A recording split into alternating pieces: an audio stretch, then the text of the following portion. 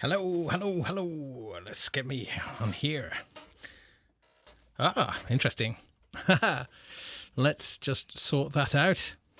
Let you look at what we're going to be playing around with today. Oops, stop that shaking. Okay. So we're just going live, just getting things sorted. Yes, tremolo.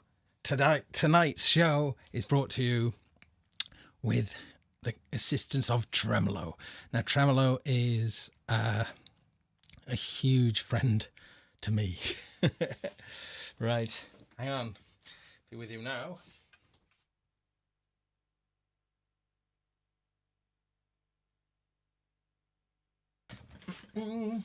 Okay.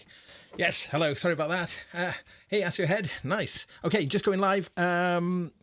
Right. Let me just check this. Here we go. I think this is going to be our main view for this evening. What have we got on the platter? We have the Aerobus from Dreadbox. Now, this is the version 2.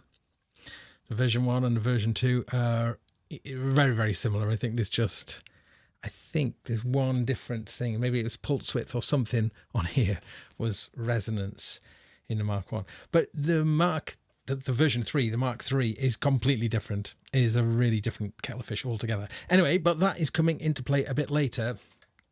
The star of tonight's show really is the Super Pulsar from Electro Harmonics. Now, I've eyed up one of these pedals for a very long time because I love tremolo, and this sort of sets out to be, one of the most kind of sophisticated tremolos. Oh, just checking. Okay, everyone joining in. Thank you so much for people tuning in. It's really lovely to see you there. No guest tonight.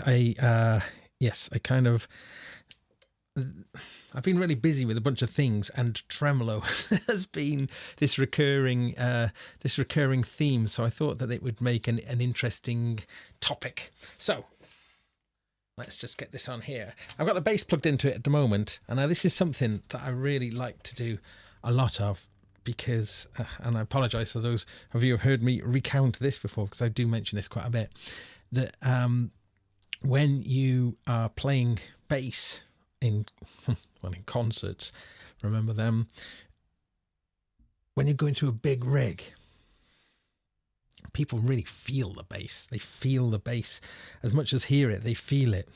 So when you apply tremolo to the bass, then you're chopping like slices into these big vibrations that are passing through people. So the sensation of tremolo on the bass is kind of a physical effect as much as it's an aural effect. Now, off screen, and I didn't want to show you because people complain if my bare feet are in the shot. I am operating an expression pedal plugged in here into the side, into EXP. But you may have noticed the little noodle box to the left as well. And the reason that this is here is I can send a gate signal in to this tremolo. So the clock that this is working from can follow a gate signal. There's no MIDI on this, so this is the only way to actually synchronize the clock, but that's great. But also we can send out CV signals. I mean, certainly to drive the Aerobus and get some notes coming from that, but also we can plug into the expression pedal input with a CV input as well. So I thought maybe it might be quite interesting to have a little look at what that could do. Just having a little check in the room. Good to see good friends checking in. Right. Tremolo. Yes, tremolo on synths. Well, tremolo on synths is not so rare with modulating the VCA, as we like to do. Now, there was another reason to this as well, and that is Dreadbox, with the exception of the new Typhon, typically their products are just a single monophonic output. So I thought it might be quite a nice thing to show. You can use like a tremolo in a very subtle way. Well, this is a stereo. I've got mono in, stereo out. You can use this as a stereoizer. So you have to be quite subtle with it, but you can get a nice bit of stereo width by getting the tremolo to kind of oscillate between the left and the right we got like a kind of phase control here that sort of puts the right channel out of phase with the left channel. So like, anyway, let's get some sounds up now. Right, so to start with, I'm going to go for classic sine wave tremolo, and turning off the envelopes. Now there's an envelope follower in this pedal as well, and I've got a little rate button which gives this control 3 stages. And actually, yeah, you can probably make out the rate going across on these LEDs on the top here. So I'm going to start with a slow rate. So turn the pedal on. Ooh, it's a bit distorted. Hang on. Let's get some action going on here. So the rate is so slow. Aha. The rate is going so slow, and as I'm changing it on here, I'm thinking, why is it going so slow? Because I've got the expression pedal plugged in, controlling the rate. However, you might have noticed on the front these little icons here, these little LEDs, and exp mode. So what I'm controlling on the foot at the moment is the rate. So if I play, ooh, distort. Okay, sorry about that.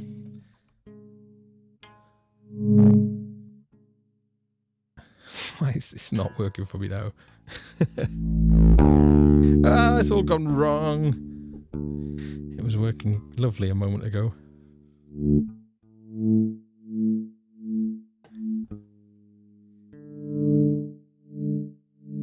Okay, so.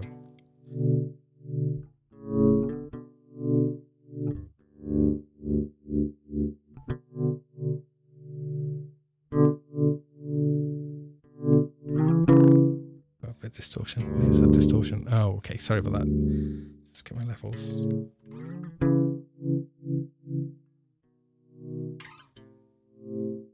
Okay, I'm just getting myself sorted. Sorry about this. Bear with me, people, please.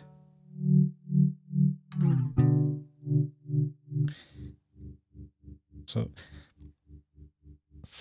I'm setting the upper level. So with the expression pedal, I can just slow it down from the maximum.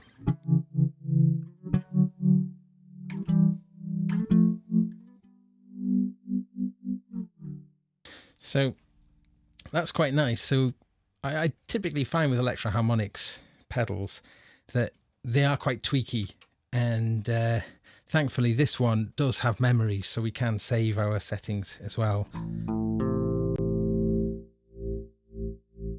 Let's just get the nice. So with the Sine, you get really soft fronts.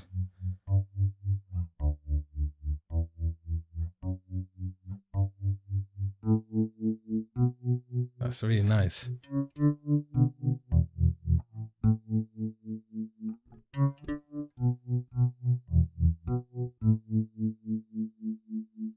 And just so I do a lot of, when we play live, I use Sonus Wahoo normally for my tremolo, and that's really handy because then I'm using that acts as the expression pedal.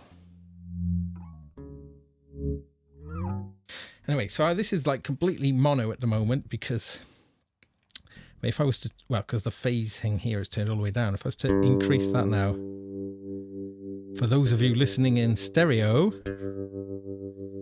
now the amount of my note which you can hear, which isn't being tremoloed, well, I guess the depth control is a bit like a mix control really.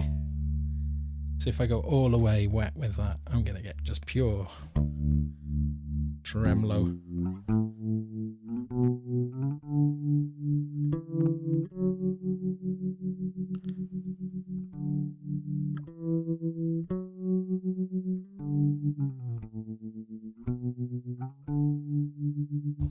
Oops, sorry. Now, if I change the wave shape now to a triangle instead,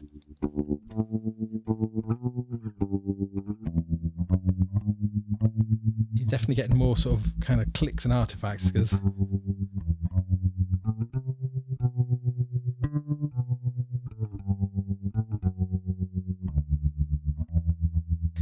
well, because we can, with the shape, we can change the wave shape.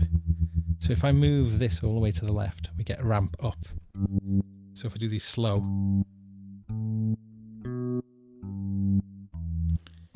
so it's almost got like a reverse vibe, isn't it?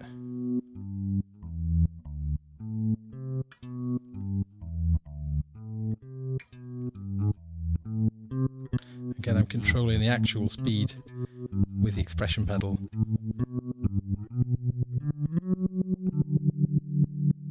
Like if I go back to the sine wave now.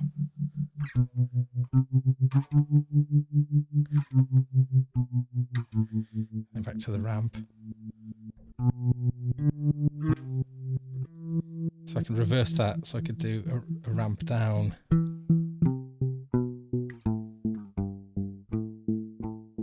It's almost like, so you get almost like delay effects.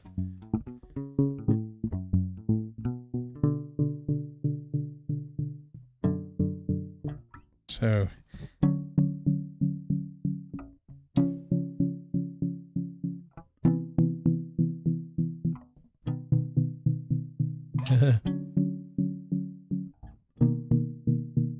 it's almost like it's having like a kind of ping pong delay effect. Strange.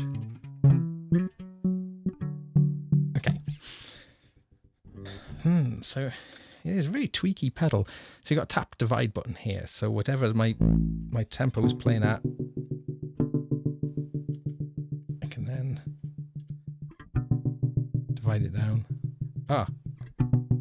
I think that the expression pedal input is overriding that because it's controlling the rate. So I get that. Let's change that then. I'll have the expression pedal controlling the phase. So this is going to affect the stereo as I sweep with the pedal.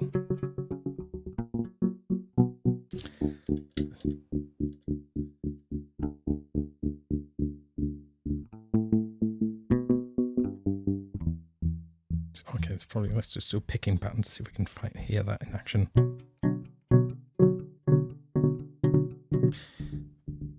Let's go back to, I go to my sine for this, I think.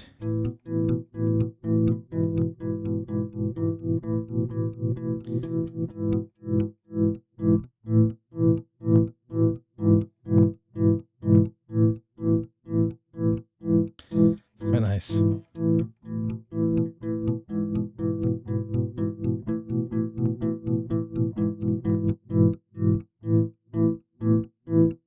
Nice. Now see what happens if I press the wave invert. It's a bit distorting. Wave invert. Ooh.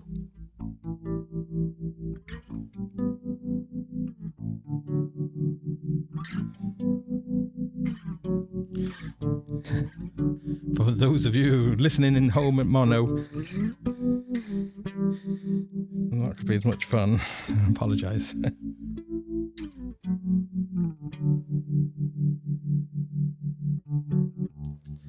So really, it's a tremolo, but you could also call it an auto panner, really. Now, this is with full depth. Now, if we only just use a tiny amount of depth, you can get these nice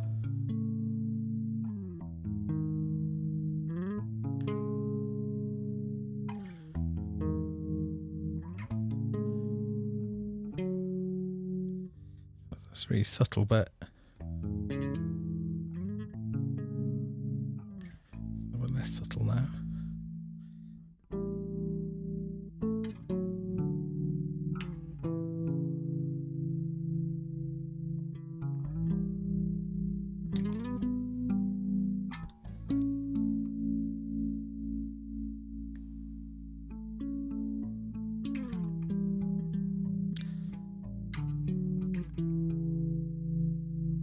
Yeah, I mean, probably a bit too subtle for live, but nice though.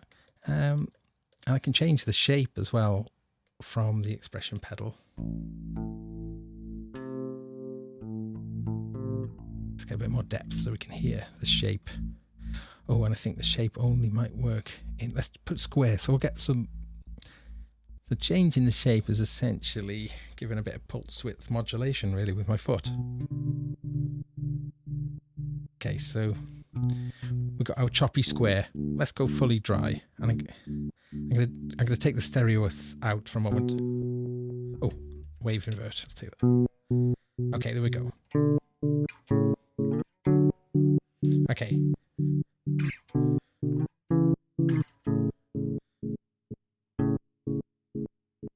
So heel down. That's a tiny pulse, isn't it? And then as you open it up, and where that's set to the middle, which is set to square wave, I guess, 50-50, that becomes the sort of where the toe down gets to. So probably not the best instrument for that.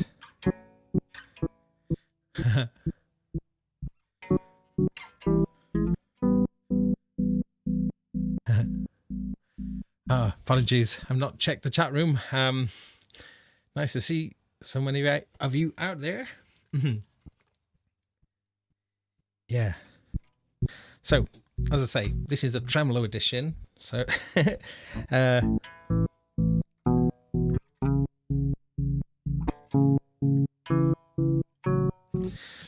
so here's another feature on here is the envelope follower. So what happens here is it will react to the incoming envelope. So the harder I play, well, I'm going to crank up the rate now.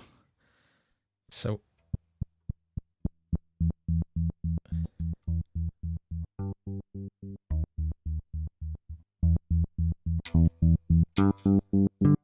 I think I might need to go the other way with this.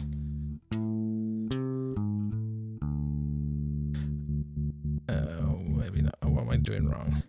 Let's go the other.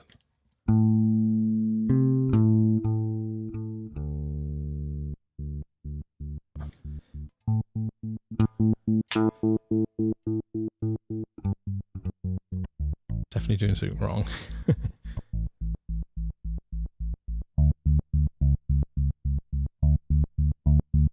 I just love that.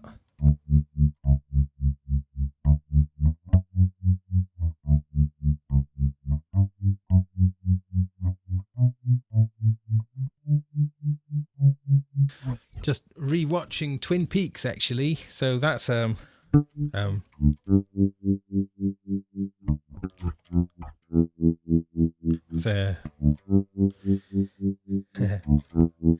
it's amazing, even though it's in 4:3, which is quite strange these days watching. But Twin Peaks, it does hold up really well. I guess it was so groundbreaking of its time, but it's still really, really cool. I haven't watched the reboot, which I think is meant to be great, so it's good to reconnect. I haven't seen it since it was first on.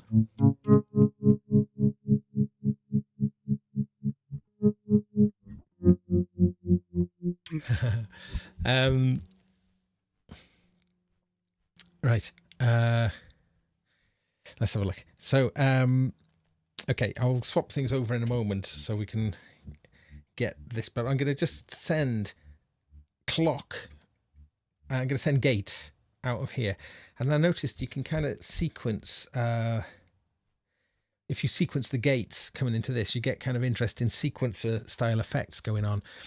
I should also mention there are rhythms on here. In fact, let's just do this first. If we put this over into this side now.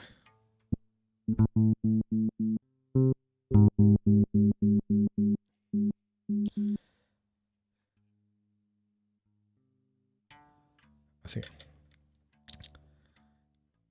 Where is the sound gone? Oh, there we go. See. So you can program these.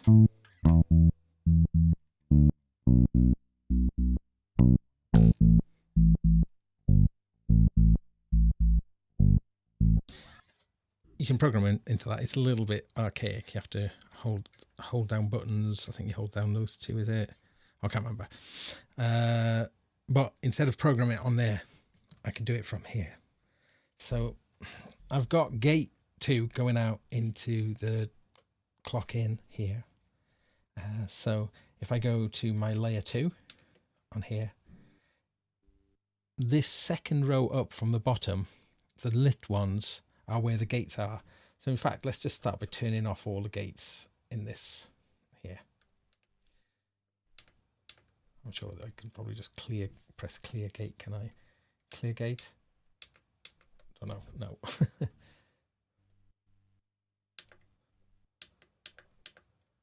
Okay.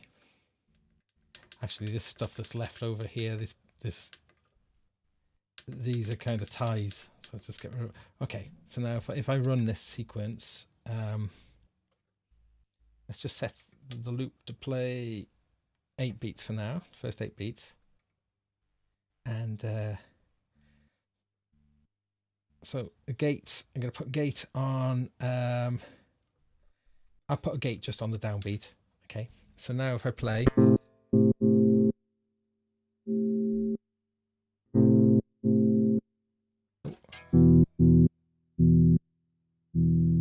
I'm still in rhythm on here. Let's just go. I'm just going to go back to standard tremolo for the moment. Okay.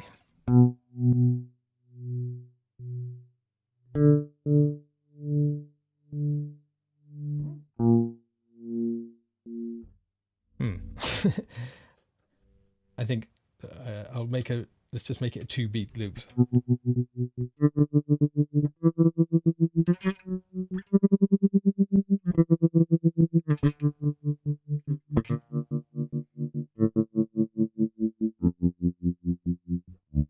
Okay, that's made a bit more sense. So we'll add a gate there, and we'll set this to be 5.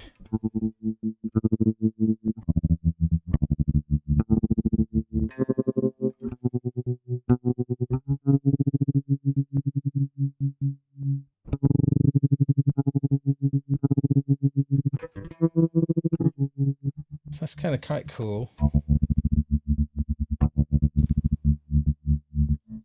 Let's make a more interesting loop. So 12 beats long.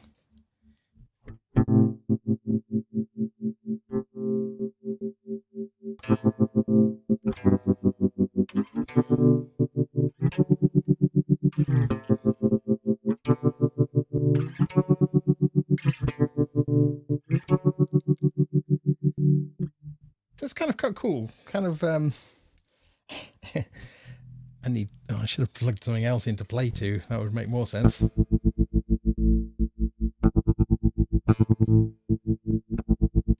if I just put gates all in the first half there.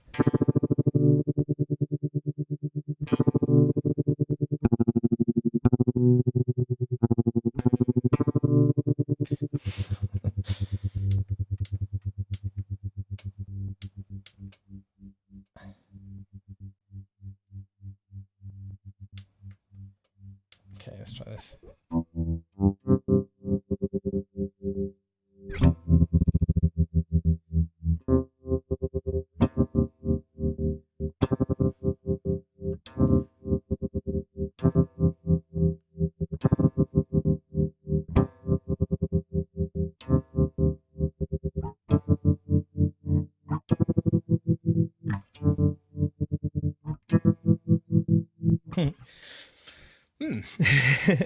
So yes, okay, I think I'm going to move from bass now on to Aerobus now. Hurrah, everyone says. Okay, what do I need to do? I just need to swap my inputs over. Let's just mute that for you guys. Oops, okay. All right, let's bring that back up now. Oh yes, another thing I need to do. I'm going to just swap out the expression pedal, and I'm going to plug in a CV. A CV from the thing. See what we can do.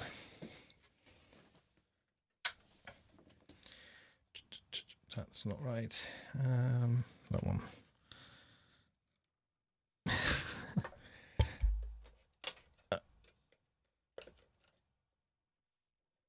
That's it. That one in there.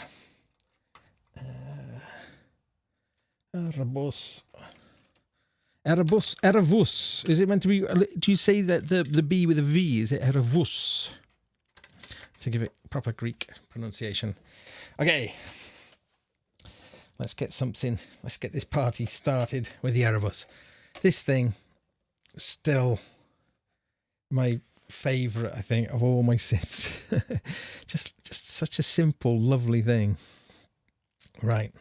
Okay, so let's see. A going into CV. Yes. Okay. Looks good. Right, let's see. Oh my goodness. Okay, we got sound. Let's try and... Yeah,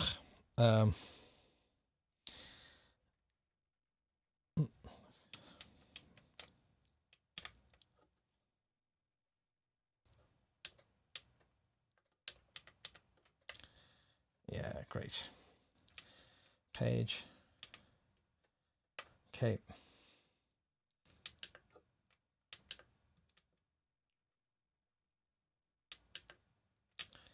Sorry about this. Clear. Swipe it out like that. Okay, set a little 8-bar pattern up.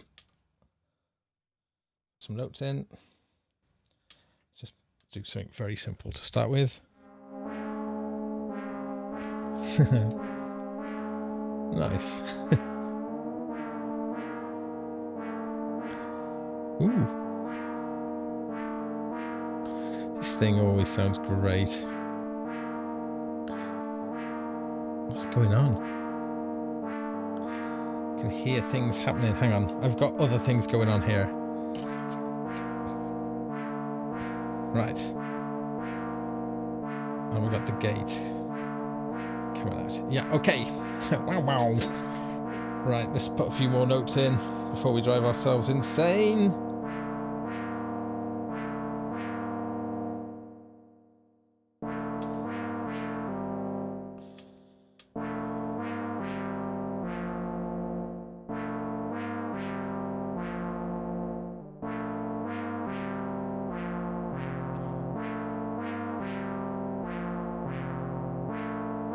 I just want to make music like Mort Garson, really.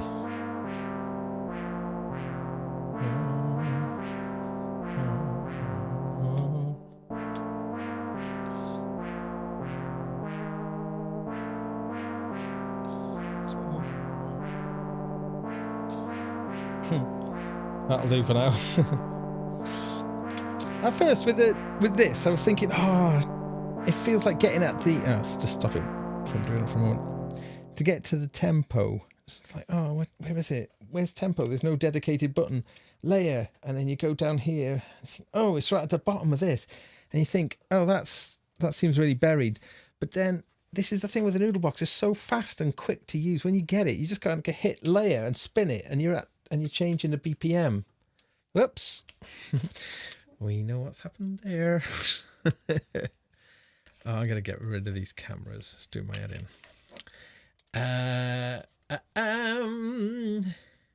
Just catching up with sorry about the show tonight. It's a little bit shonky. I've been really busy, so I haven't really had much time to think.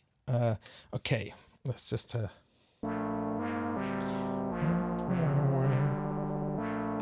okay. Sounds like weird church bells. Oh yeah.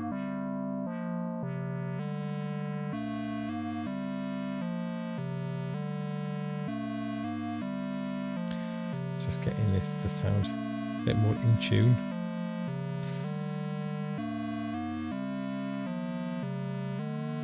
I can go to one oscillator for the moment. I think I might need to... You need to sort of calibrate the oscillators every so often on this. I think it needs doing. Okay, anyway, we're here to tremolo. Well...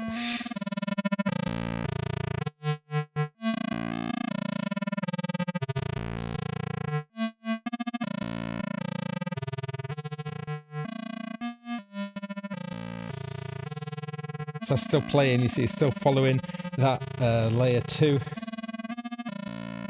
If I take out these gates here,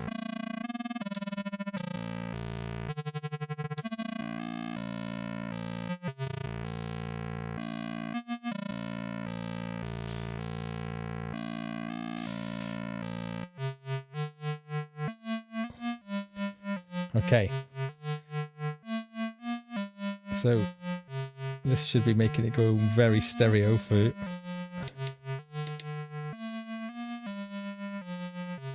Yes, I was saying earlier, so if you bring the depth level down, let's make sure it's as soft as it can be.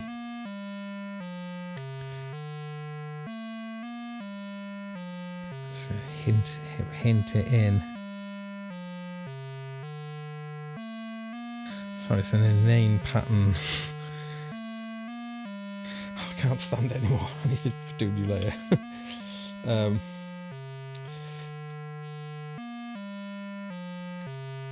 Let's just do... Of course, the random button.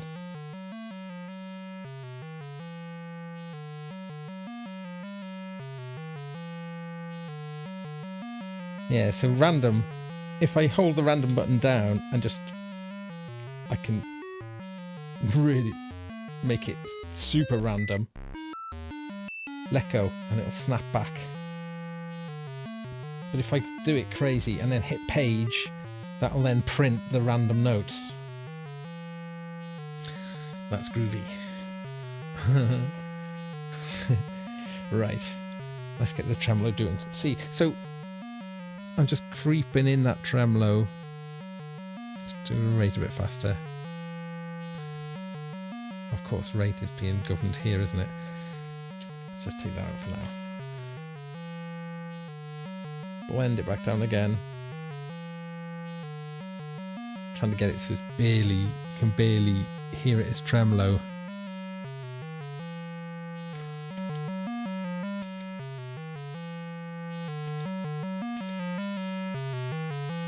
That's such a cool effect, tremolo.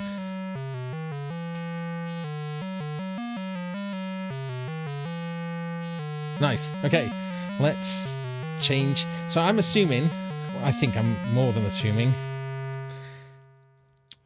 the CV that I'm feeding in here now into the EXP, or the expression pedal, is, I think it's all working. I don't know if I need to change that from expression pedal mode to CV mode. Probably will, actually. Ooh, hang on. That's going to necessitate a trip into the manual. How thrilling. Let's have a look. Because electroharmonic stuff quite often have a lot of hidden features.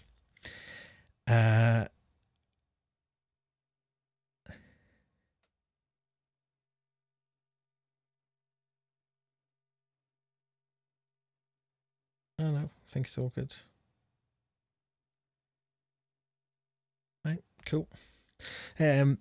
So mention this is a stereo analog. It is an analog, pure analog signal path, digital controls. So a very cool thing.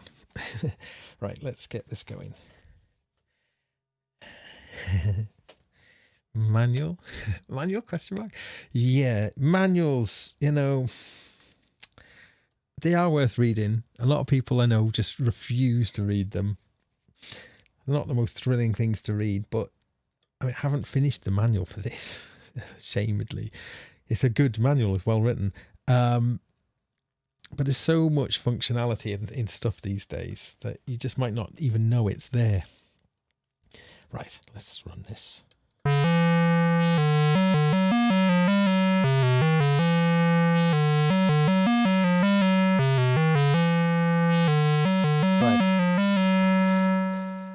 Layer 3, layer 3. Oops. Page A, 3A. Right. It can get a bit confusing in Noodlebox because you've got 4 pages and 4 layers, and whichever. So if I was on layer 3, like I'm on layer 3 now, and it's on page A. If I went to page D, and if I change layer to layer 1A, when I change now to layer 3, it's on 3D. It's kind of what you want it to do, but it is confusing a little bit at first. 3A, right? So I've put a little sequence in here. Now this sequence is, I've set this sequence. No, I haven't. Let's do that now. I'm going to set this to a mod sequence. Great. So now when I change, oh, this isn't interpolating like I thought it would. I think there's another setting that I haven't done. Let's just see what happens. So this is changing phase. Let's change it to rate. So that'll be the most, that'll be run. Dear, what's happening now? Page. Okay.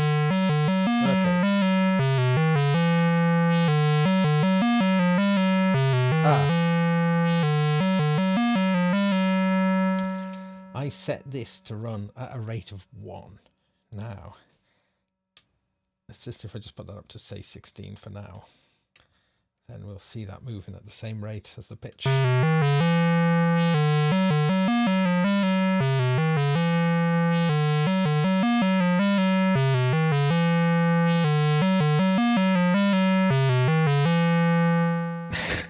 I'm not getting that work. Why am I not getting that working? So rate, I'm coming in X from here, from thing C. Should be good. Mod. Spoons. Right. I'm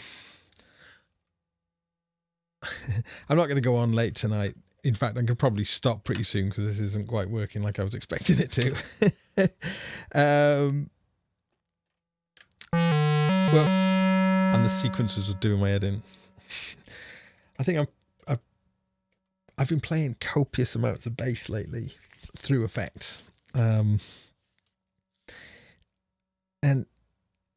I will do this on a future show. I have done it before as well. When you've got like a monophonic sequencer, but you can play notes into it.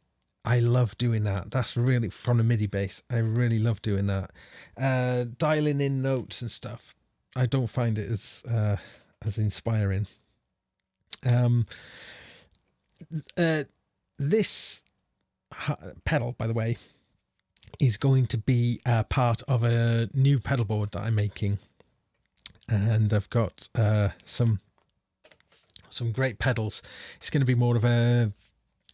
It's not going to be my like bread and butter gigging pedal board, but it's going to be a multi-purpose. Kind of ambient focused pedal board.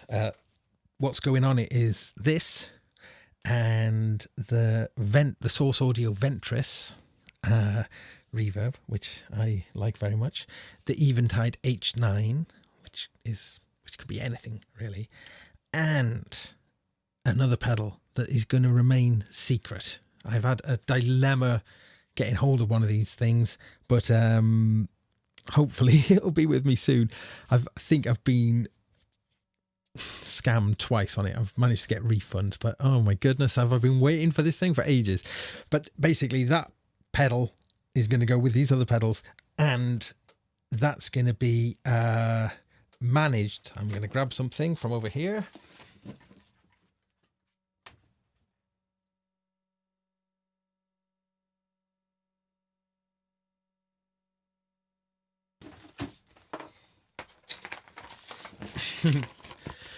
That's going to be managed by this little beauty. Ta-da! This is the Retro Kits RK006, and I'm sure a lot of you will know what it is already, but if you don't, it's an astonishing little thing. I mean, this has got 2 MIDI ins and 10 MIDI outs, and but these can all be configured to be in either MIDI output or they can be set to be in gate outputs. So you could have 10 outputs, 10 gate triggers coming out of this thing. Also, you've got a little, this is pretty nifty. If I plug this little breakout cable in here into it, well, that would be where my power would be going in. Down. USB host. How cool is that? So that can plug into a little USB hub, and then the MIDI, you know, you God knows how many MIDI ports. I'm not sure how many. I think they've had quite a lot running on them. But so this is kind of cool. This is going to be cool. So I'm going to build this into the pedal board, and then all of the pedals except for this one are MIDI. So they'll have their own MIDI out on there. But then this will have the gate. I'll send the gate out from that. And there's a little button on here, and you can change the mode. But you can also, this can actually run a clock itself. So one of the things that's quite nifty about this is that you could kind of set it up to be controlling all sorts of things, like, you know, syncing Volkers and pocket operators, or you could be having, you know, your regular MIDI stuff. Now, they're all on mini jacks, I hear you cry. And yes, I was resisting the mini jack. All mini jack A as well. So mini jack A, MIDI mini jack A, which has become the standard. When you get those, there's a bundle that you can get where you can get a load of these, like a MIDI cables. There's some short ones and some long ones. And this cable here, which is, I don't know if you can see it on there. Oh, I don't know. I'd have to refocus it. Don't matter. TRS A to B.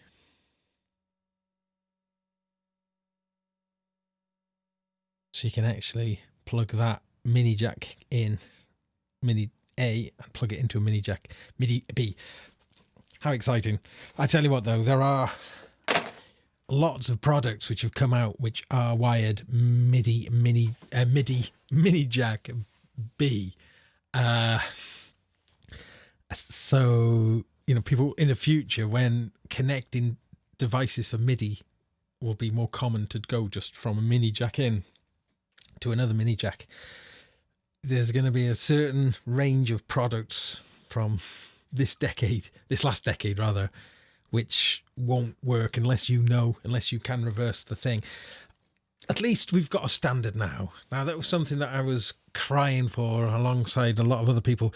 Peter Kern, the great Peter Kern of Create Digital Music, was very, very vocal in that getting a standard to be sort of set upon. Because, I mean, that's one of the things that's made MIDI the great success that it is just the fact that it was fixed standards that manufacturers could work to. Sure, they could put their SysX stuff in there too, but, you know, the standard nature of MIDI, wow, brilliant. And I'm still curious to see when companies will be promoting their products with MIDI 2.0.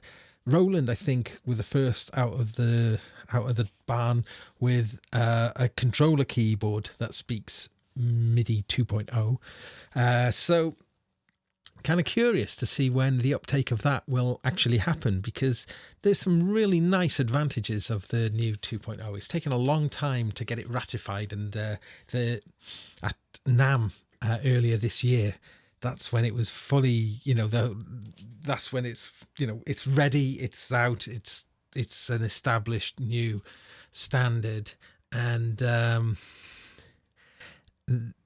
you know, it's going to mean great things for us in the future once that standard is taken. You know, once new devices start to recognize it. If you don't know what MIDI 2.0 offers, it's well worth looking into if you're interested in linking up bits of gear, because there's a thing called MIDI IC, which is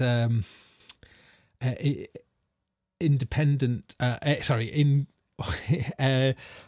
inquiry. I think, what does it mean? MIDI, I can't remember what it stands for. Capability inquiry. That's it.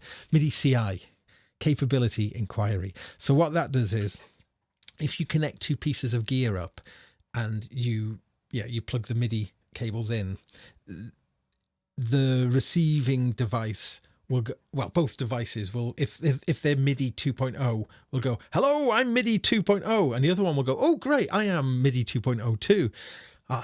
Brilliant. So they have this handshake, and one will go, hey, I've got 16 channels and I reserve CC numbers sort of for this and this, but you can have access to CC values, blah blah blah blah. The other one goes, fantastic, I'm only broadcast on one MIDI channel, but pick one for me, whichever's good for me.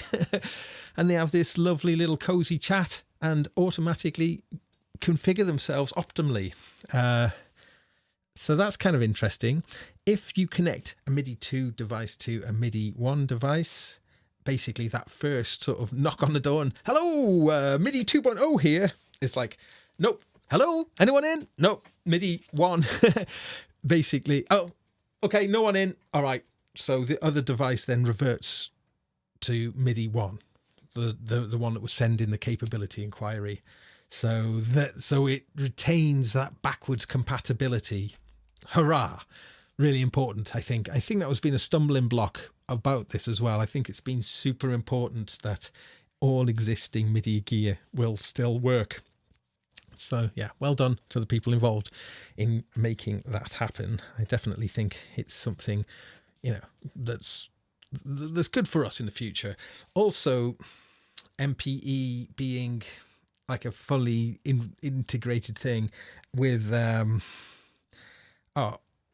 lot of the quantified parts of MIDI where stepping was happening because of 128 values and all that stuff is gone. With MIDI 2 you can do all sorts of cool stuff, so definitely look into it, because I think if we as consumers start to demand MIDI 2, maybe manufacturers will start doing it. It's been quite slow so far.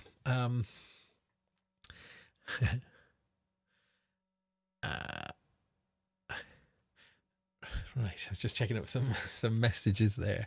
I'm going to finish pretty soon.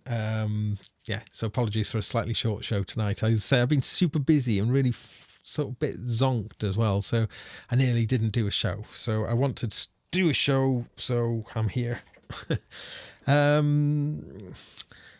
But yeah, so this pedal board thing that I'm going to be building then, one of the things that I'm looking forward to that is that it's going to be mobile, so I'll just be able to take it with me anywhere should I ever go anywhere ever again. But I'm going to be using it with my synths. I'm going to be using it with my guitars and all sorts of things. So it's got lots of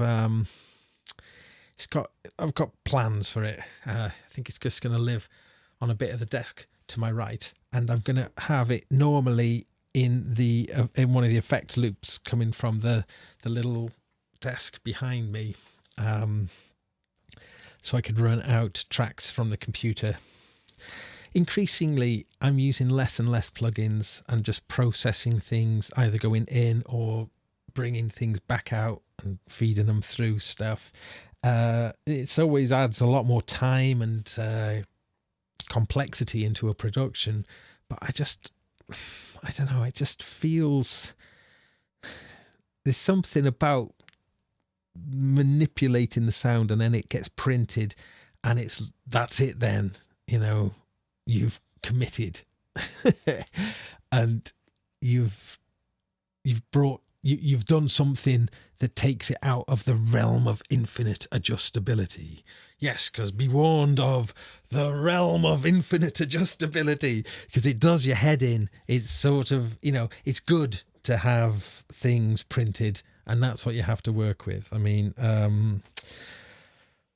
when I did this session with Brian Eno a few years ago, I've mentioned about this before, I think, but it was really interesting watching him he goes through the things and he just deletes as he goes, and he'll just grab a few things here and there that he likes he'll just wipe all of the stuff, and he doesn't want it to be kept for posterity. It's just like, once he's made his decision, and it's kind of interesting because he obviously is somebody who can get things done and has got things done massively. So having that work ethos, just making an idea, committing to an idea, you need a lot of confidence to be able to pull that off. But I thought it was remarkable. It just means that you can just get through stuff because you're making those decisions and you're committing to those decisions, and you're committing to the decisions in a destructive way because the stuff is getting deleted and it's not being archived. So, wow, I was profoundly influenced by that, actually, because I think I'd always been cautious, often taking the main track, a safety track, and then having loads of extra tracks to have to edit, editing the safety track to keep everything synchronized should I need to go to the safety track. So cutting down those editing decisions by committing is an admirable way of getting things done. So yeah, I mean, I was influenced by it. I still am a bit cautious, but as I say, I do like to print stuff. And if you've printed it, you've essentially baked in the effects into your track. There's so much you can still do with automation and whatnot to rectify anything that's not quite right. But so very soon you'll see the fruits of my loin. Is that the expression? Or fruits of my loom? With this new piece that I'm just about to finish. It's in the final stages, and I hope you enjoy that. It's going to be part of a Sonic feature. I'll probably play it on here, I think, maybe next week. But anyway, I think I'm going to clock off now, because, as I say, I'm not feeling 100%, so I wanted to do something. I wanted to show my face, really. But I'm gonna zip off in a few minutes. I'm gonna plug my bass back in though, because I was getting nice stuff happening, and I want to try and see. This bass, I may have mentioned before, I wouldn't really use this one live. This is like more of a studio noodling bass. I've got a big collection of basses over there, but I typically reach for this one a lot because it's got a very, very slim neck on it, so it's super easy to play. And it's the Jeff Berlin signature model, and Jeff Berlin was a bass player who blew me away, actually. When I first started playing, and I'd got into some of the kind of prog stuff that I'd got into, and then I discovered the drummer Bill Bruford, who is an incredible drummer. Oh gosh, he is incredible. He really is. And in the late 70s, he formed his own band called Bruford, which did this kind of very knotty, weird fusion with the great Dave Stewart on keys, not David A. Stewart of the Eurythmics.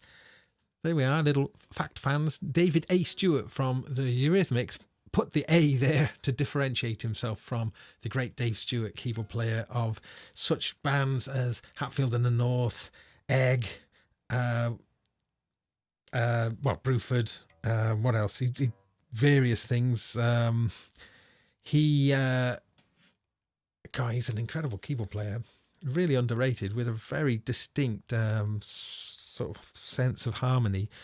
But that band with Bruford on drums, Dave Stewart on keys, the amazing and sadly not with us anymore Alan Holdsworth on electric guitar, and this new discovery on bass guitar. I think this was his first major sort of recording, was Jeff Berlin, this American bass player. Jeff is like he's a force of nature. His bass playing, I'm not a massive fan of the music that he makes. Well, I do. I like some of it. His technique is astonishing. Just plug something in. Anyway, sorry. So that's just talking about that. That's what. So this bass is his signature model. I'll just show you actually this, because this is nice. Let's come out of this for a moment.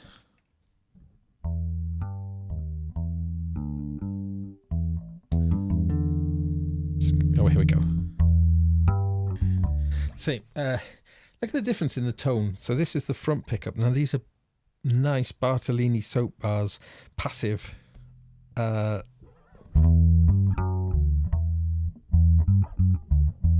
difference of that sound to sort of the rear pickup, which is set quite far back, quite close to the bridge. And Jeff only, I think, plays, well, he plays like this. He plays right at the back here with this bridge sound. So it's but you move over into the front. It's a great sounding bass, actually. Okay, so I'm going to plug my expression pedal back in.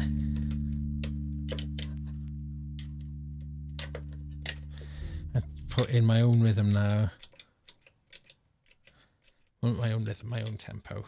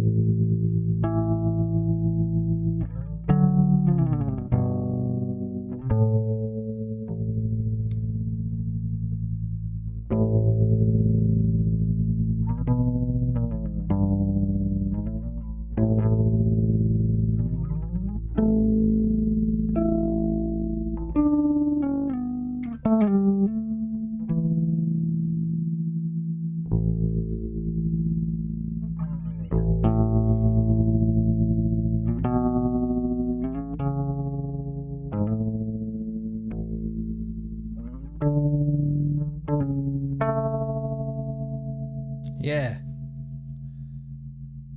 So again, using that expression pedal just to vary the rate.